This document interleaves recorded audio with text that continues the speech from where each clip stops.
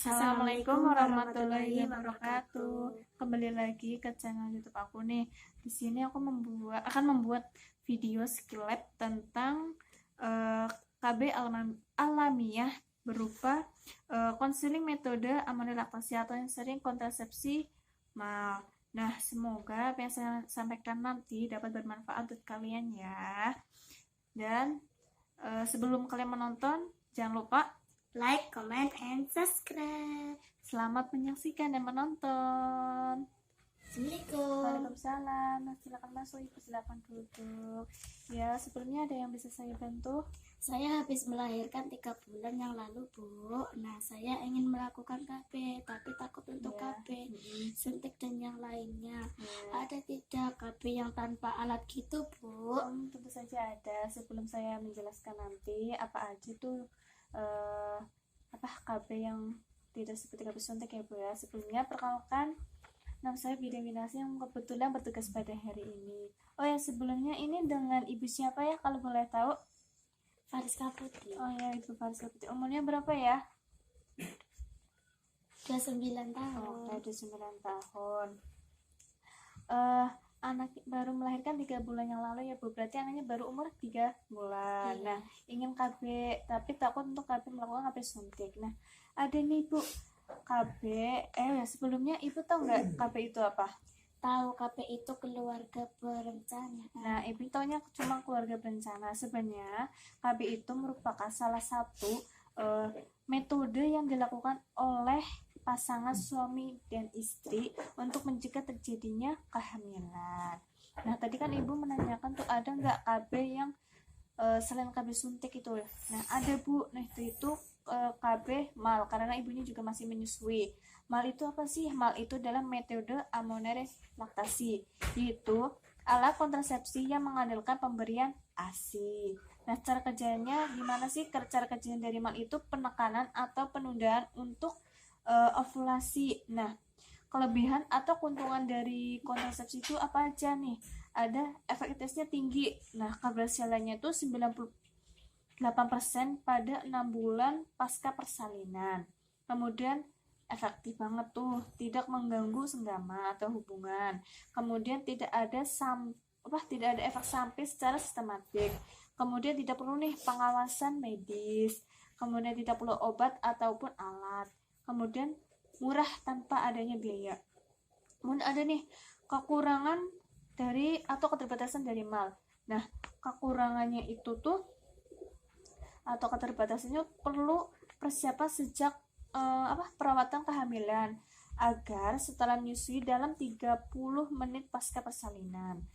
Yang kedua, mungkin sulit ya dilaksanakan karena kondisi mungkin sosialnya kayak gitu. Kemudian yang ketiga, efektif tinggi hanya sampai kembalinya haid atau sampai dengan 6 bulan. Nah, hanya perempuan amenorrheic yang memberikan ASI secara eksklusif dengan interval teratur, termasuk pada waktu malam hari nih. Nah, yang selama 6 bulan pertama mendapatkan perlindungan kontraseptif sama dengan perlindungan yang diberikan oleh kontrasepsi oral. Dengan munculnya haid atau setelah 6 bulan, resiko ovulasi meningkat. Kemudian tuh yang keempat tuh tidak melindungi terhadap IMS, infeksi menular seksual termasuk HBV dan HIV. Kemudian cara menyusui agar metode mal itu efektif. Nah, caranya itu bayi disusui secara on demand, terus kemudian memberikan bayi menghisap sampai bayi melasapkan hisapannya sampai bayi benar-benar kenyang. Kemudian menganjurkan menyusui pada malam hari juga, karena dengan menyusui pada malam hari akan membantu mempertahankan kecukupan persediaan ASI. Nah, bayi terus nih disusui walaupun ibu atau bayinya sedang sakit. Nah, kemudian menyusui bayi hingga 6 bulan ya Bu ya. Selama keadaan bayi tumbuh kembang dan berat badan cukup, jangan mengganti dengan makanan yang lainnya. Kemudian apabila ibu mengganti ASI dengan minuman atau makanan lainnya, bayi akan menghisap kurang sering dan akibatnya itu menyusui tidak lagi efektif sebagai metode kontrasepsi. Kemudian yang ketujuh tuh ketika ibu dapat mulai haid lagi nih, ibu itu petanda ibu sudah subur kembali dan harus segera menggunakan metode KB lainnya. Nah, itu tuh untuk mencegah kehamilan atau mencegah kehamilan selama 6 bulan. Selama 6 bulan.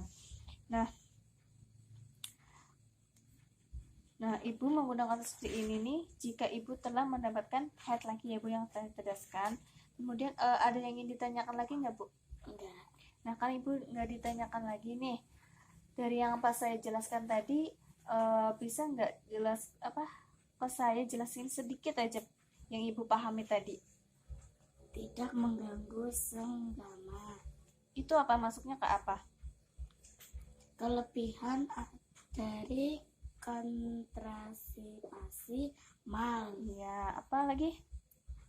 Tidak perlu pengawasan medis. Pengawasan. Terus? Tanpa biaya. Iya, jadi itu murah, tidak harus mengeluarkan biaya. Iya, karena ibunya udah paham nih apa itu KSEMA, kegunaan dan lain sebagainya. Semoga apa yang saya jelaskan nanti dapat bermanfaat dan dapat diterapkan ya di rumah ya. Kemudian nanti kalau ada keluhan ataupun yang lainnya, ibunya bisa datang ke saya ke tenaga medis lainnya ya Bu ya. Ya. Ya udah, terima kasih. Iya, Assalamualaikum. Waalaikumsalam. Baik teman-teman, itu videonya.